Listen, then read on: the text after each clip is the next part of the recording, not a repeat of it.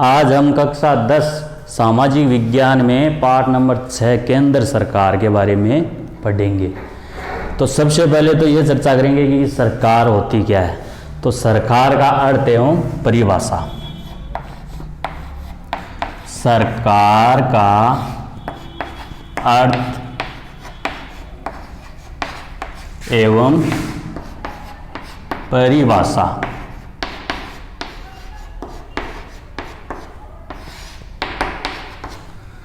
तो सरकार किसे कहते हैं? तो राज्य है वो एक भावनात्मक अवधारणा होती है जो कि एक अमूर्त व अदृश्य संस्था होती है, जिसे मूर्त रूप प्रदान करने वाली संस्था को ही क्या कहा जाता है? सरकार कहा जाता है। राज्य है वो सरकार के द्वारा ही राज्य के समस्त लोगों के लिए कानूनों का निर्माण किया जाता है, उन्हें लागू किया जाता है। वह कानून का पालन न करने वाले को दंडित भी किया जाता है। गार्नर ने सरकार की परिभाषा कुछ इस प्रकार दी है। तो गार्नर के अनुसार सरकार की परिभाषा, तो गार्नर ने क्या परिभाषा दी है? गार्नर ने लिखा है कि सरकार वह अभिकरण या साधन है जिसके द्वारा राज्य की नीतियों को निर्धारित किया जाता है, सामान्य मामलों को नियमित किया जाता है, वह सामान्य हितों को उन्नत किया जाता है। तो हम लिख के देख सकते हैं गार्नर की परिभाषा। गार्नर के अनुसार सरकार की परिभाषा। गार्नर ने क्या लिखा है कि सरकार एक अभिकरण या साधन है। सरकार एक अभिकरण या साधन है, साधन है जिसके द्वारा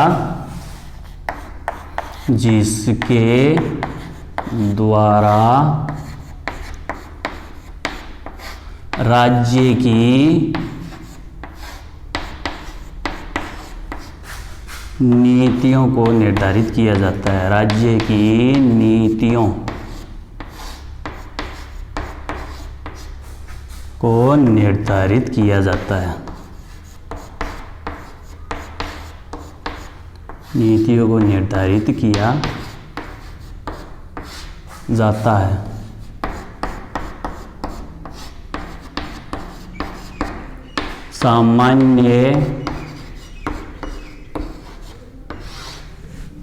सामान्य मामलों को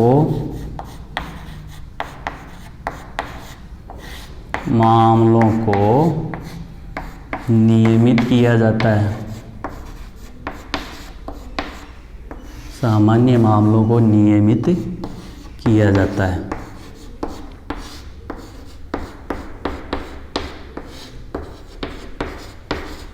सामान्य मामलों को नियमित किया जाता है, वह सामान्य हितों को उन्नत किया जाता है। वह सामान्य हितों को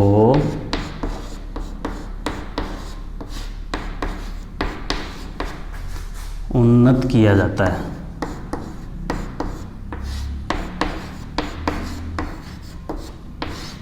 किया जाता है।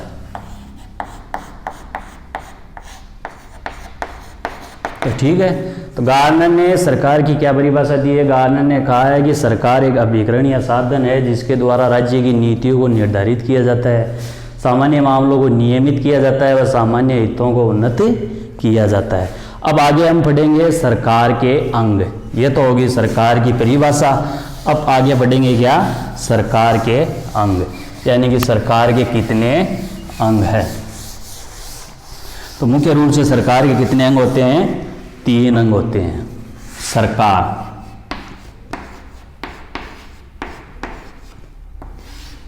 सरकार के कितने अंग होते हैं? इस चार्ट के माध्यम से हम समझने की कोशिश करेंगे।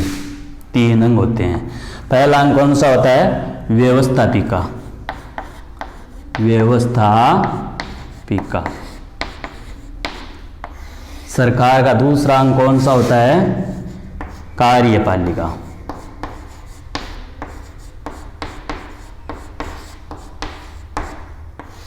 और सरकार का तीसरा अंग कौन सा होता है? न्यायपालिका।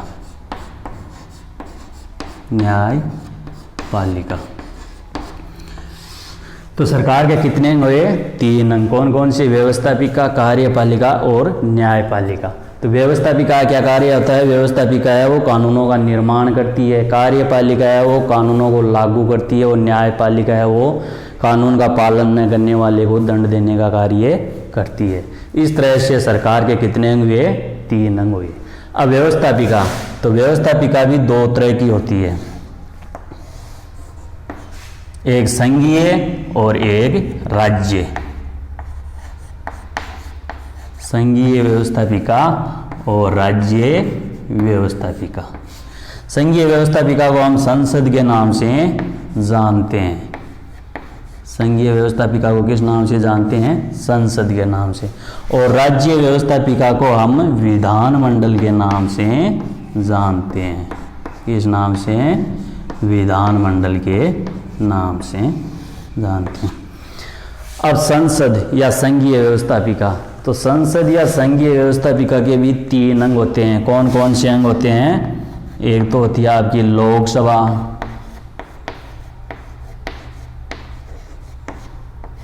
एक होती है राज्यसभा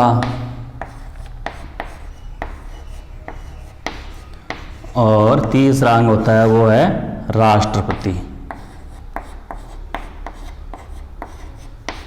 यानी कि लोकसभा, राज्यसभा और राष्ट्रपति का सामूहिक नाम ही क्या है? संसद है। इसी तरह से राज्य व्यवस्थापिका या विधानमंडल, इसके भी 3 अंग होते हैं। इसके 3 अंग कौन कौन से होते हैं? एक तो होती है आपकी विधान सभा,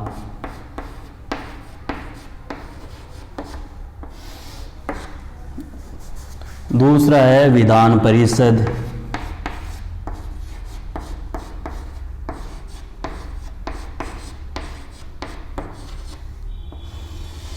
और तीसरा है आपका राज्यपाल। ठीक है। तो संघीय व्यवस्थापिका जिसका दूसरा नाम है संसद, संसद के कितने अंग होते हैं? 3 अंग होते हैं। कौन कौन से? लोकसभा, राज्यसभा और राष्ट्रपति। इसी तरह से राज्य व्यवस्थापिका, राज्य व्यवस्थापिका का दूसरा नाम क्या है? विधानमंडल। विधानमंडल के भी कितने अंग होते हैं? 3 अंग होते हैं। पहला विधानसभा, दूसरा विधान परिषद और तीसरा राज्यपाल। फिर यह सरकार का प्रथम अंग कौन सा है? व्यवस्थापिका। इसके बारे में देख लिया। अब आगे है कार्यपालिका। तो कार्यपालिका में कौन कौन शामिल होते हैं? ठीक है। तो कार्यपालिका में कौन कौन शामिल होते हैं? एक तो राष्ट्रपति, उपराष्ट्रपति,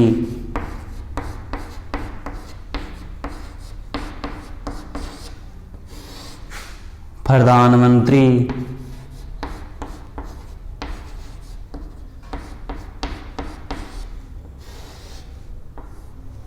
मंत्रिपरिषद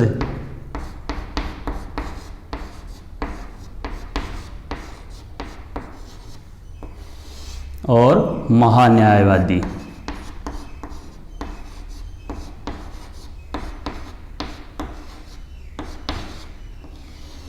यानी कि अटॉर्नी जनरल। तो कार्यपालिका में कौन कौन शामिल होते हैं? राष्ट्रपति, उपराष्ट्रपति, प्रधानमंत्री, मंत्रिपरिषद और महान्यायवादी। कार्यपालिका है ये सरकार का दूसरा अंग होता है। इसका कार्य क्या होता है? कानूनों को लागू करने का कार्य होता है। तो आज हम अध्ययन करेंगे व्यवस्थापिका के बारे में। तो इसका आप स्क्रीनशॉट लेके देख सकते हैं। ठीक है। तो अब हम आगे अध्ययन करेंगे व्यवस्थापिका के बारे में।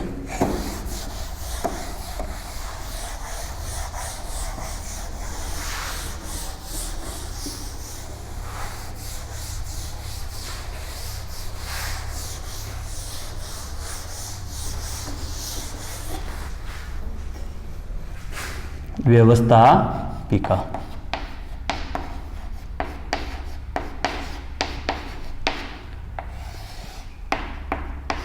व्यवस्थापिका तो हमने अभी पढ़ा था कि व्यवस्थापिका है वो 2 तरह की होती है, संघीय व्यवस्थापिका और राज्य व्यवस्थापिका। संघीय व्यवस्थापिका को संसद के नाम से जाना जाता है, जबकि राज्य व्यवस्थापिका को विधानमंडल के नाम से जाना जाता है। तो संघीय व्यवस्थापिका या संसद, इसके 3 अंग होते हैं, लोकसभा, राज्यसभा और राष्ट्रपति।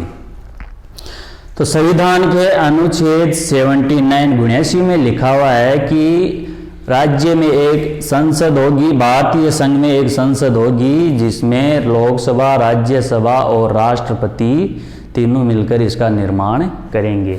तो आज हम पढ़ेंगे अब आगे लोकसभा। तो लोकसभा की रचना या संगठन, लोकसभा की रचना या संगठन।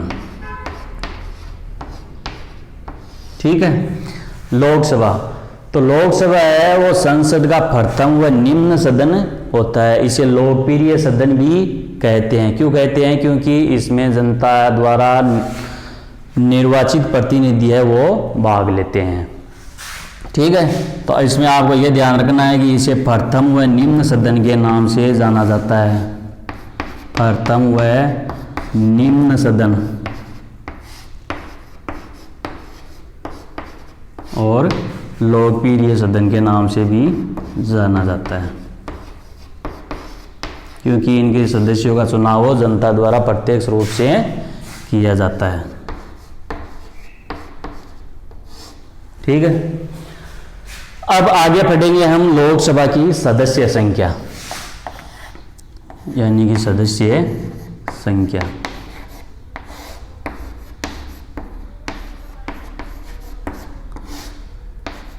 तो मूल संविधान में सदस्य संख्या है वो 500 निर्धारित की गई थी। कितनी निर्धारित की गई थी? मूल संविधान में लोकसभा के सदस्यों की संख्या अधिकतम कितनी? 500। बाद में 1987 में गोवा दमन दीव पुनर्गठन अधिनियम, गोवा दमन द्वीप पुनर्गठन अधिनियम, गोवा दमन दीव पुनर्गठन अधिनियम 1987 के द्वारा अधिकतम संख्या है वो कितनी निर्धारित की गई? 552। कितनी? 552। 1987 में क्योंकि 1987 में ये गोवा है वो भारत का अभिन्न अंग बना था। 1987 से पहले गोवा पर किसका अधिकार था? पुर्तगालियों का अधिकार था। तो एक बात आपको और भी ध्यान में रखनी है कि पुर्तगाली सबसे पहले भारत में आए थे। यूरोपियन कौन आए थे? पुर्तगाली। और सबसे बाद में जाने वाले भी कौन थे? पुर्तगाली। हमने पिछले की कक्षाओं में पढ़ा था कि 1498 में पुर्तगाली नाविक वास्को डी गामा वो भारत के अंदर आया था और उसने भारत की खोज की थी। और सबसे अंत में भारत से बाहर जाने वाले यूरोपियन कौन थे? पुर्तगाली, जो कब किए थे? 1987 को। तो अब कितनी सदस्य संख्या है लोकसभा की? वो 552 सदस्य। इन 552 सदस्यों में से 530 सदस्य है वो तो राज्य के निर्वाचन क्षेत्रों से,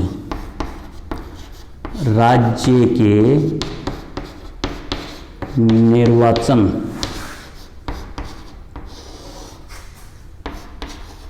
क्षेत्रों से,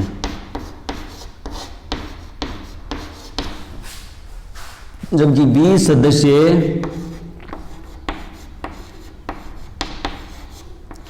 सदस्य संघीय क्षेत्रों से। संघीय क्षेत्र जिसे हम केंद्र शासित प्रदेश भी कहते हैं, संघीय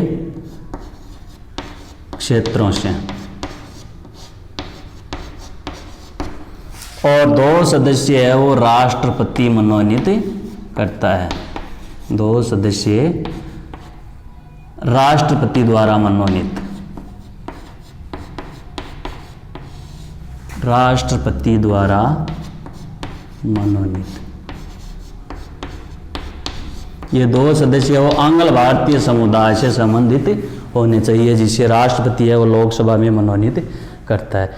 इस प्रकार अधिकतम लोकसभा की सदस्य संख्या वो वर्तमान में कितनी है? 552, जिनमें से अधिकतम 530 सदस्य और राज्य के निर्वाचन क्षेत्रों से अधिकतम 20 सदस्य वो संघीय क्षेत्रों से, जबकि 2 सदस्य वो राष्ट्रपति द्वारा मनोनीत किया जाता है। ये 2 सदस्य है वो आंग्ल भारतीय समुदाय से संबंधित होने चाहिए।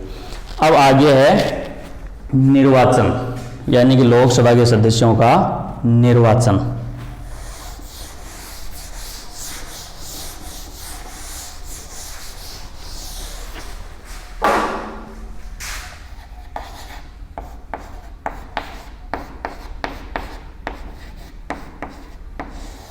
निर्वाचन, तो लोकसभा के सदस्यों का निर्वाचन वो किस प्रकार किया जाता है? लोकसभा के सदस्यों का निर्वाचन है वो जनता द्वारा प्रत्यक्ष रूप से वयस्क मताधिकार के आधार पर किया जाता है। प्रत्यक्ष रूप से यानी कि जनता खुद चुनती है लोकसभा के सदस्यों को, प्रत्यक्ष रूप से वयस्क मताधिकार के आधार पर।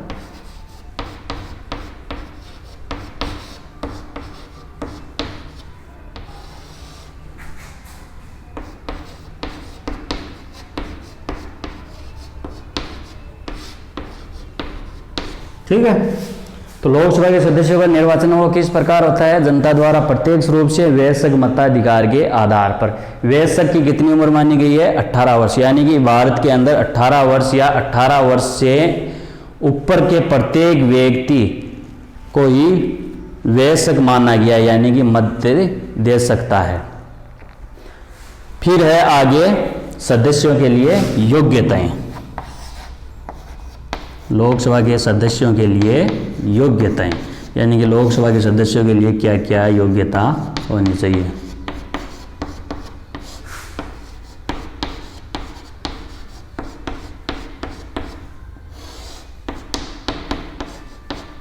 तो लोकसभा के सदस्यों के लिए क्या क्या योग्यता होनी चाहिए? पहली योग्यता तो यह होनी चाहिए कि वह भारत का नागरिक हो। उसकी दूसरी योग्यता, उसकी आयु 25 वर्ष या इससे अधिक होनी चाहिए। तीसरी योग्यता, वह भारत सरकार या राज्य सरकार के किसी भी लाभ के पद पर आसीन न हो। चौथी योग्यता क्या है? कि न्यायालय द्वारा पागल या दिवालिया घोषित न हो। तो ये लोकसभा के सदस्यों की 4 योग्यता है। कौन कौन सी? पहली, वह भारत का नागरिक हो। दूसरी, उसकी आयु 25 वर्ष या इससे अधिक हो। तीसरी, भारत सरकार या राज्य सरकार के द्वारा राज्य सरकार के किसी भी लाभ के पद पर आसीन न हो। और चौथा, न्यायालय द्वारा पागल या दिवालिया घोषित न हो। फिर है अगला कार्यकाल।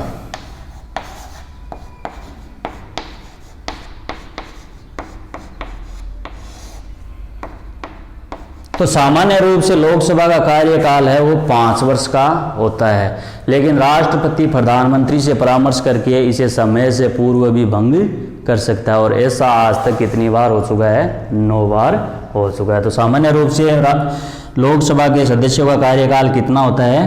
5 वर्ष, लेकिन राष्ट्रपति है वो प्रधानमंत्री के परामर्श से इसे समय से पूर्व भी भंग कर सकता है। फिर है अधिवेशन।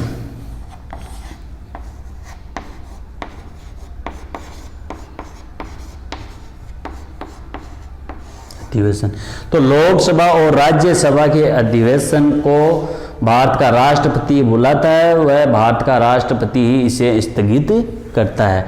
लेकिन ध्यान देने योग्य बात यह है कि लोकसभा के अधिवेशन की अध्यक्षता कौन करता है? लोकसभा का अध्यक्ष। और लोकसभा का अधिवेशन बुलाता कौन है? भारत का राष्ट्रपति।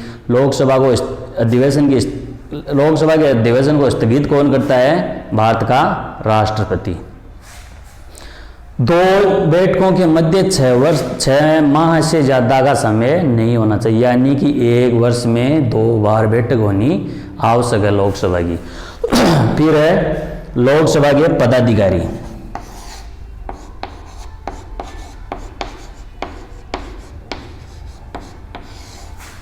लोकसभा के पदाधिकारी, तो लोकसभा के 2 पदाधिकारी होते हैं, पहला अध्यक्ष और दूसरा उपाध्यक्ष। संविधान के अनुच्छेद 93 में लिखा गया है कि लोकसभा के सदस्य अपने में से ही किसी एक को अध्यक्ष के रूप में व एक को उपाध्यक्ष के रूप में चुनेंगे। लोकसभा का अध्यक्ष है वो अपना त्यागपत्र उपाध्यक्ष को सौंपेगा और उपाध्यक्ष है वो अपना त्यागपत्र अध्यक्ष को सौंपेगा, लेकिन इसे समय से पूर्व भी हटाया जा सकता है।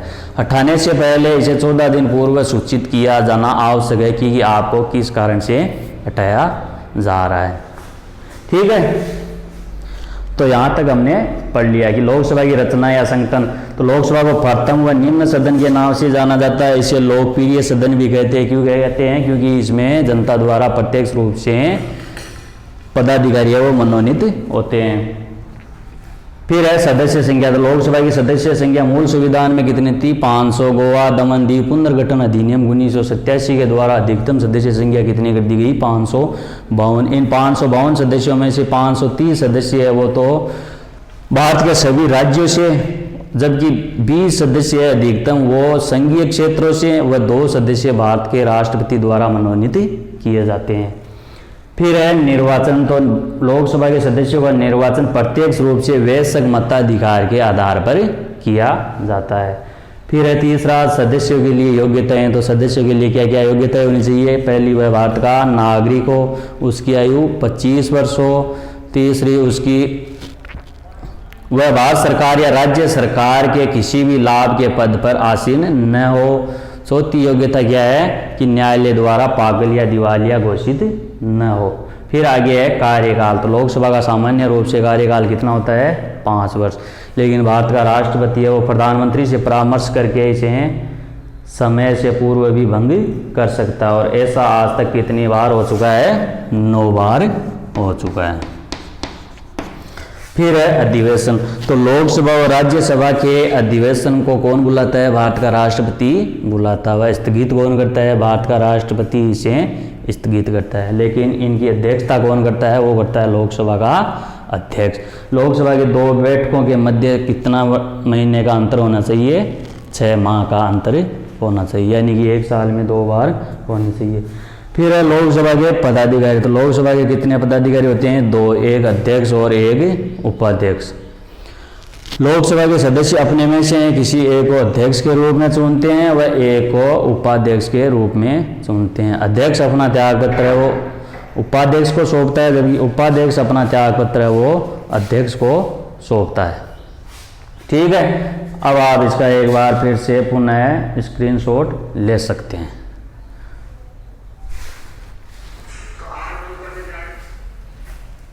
अब आगे पढ़ेंगे हम लोकसभा अध्यक्ष की शक्तियां व कार्य, जो पढ़ेंगे आगे की कक्षा में। ठीक है।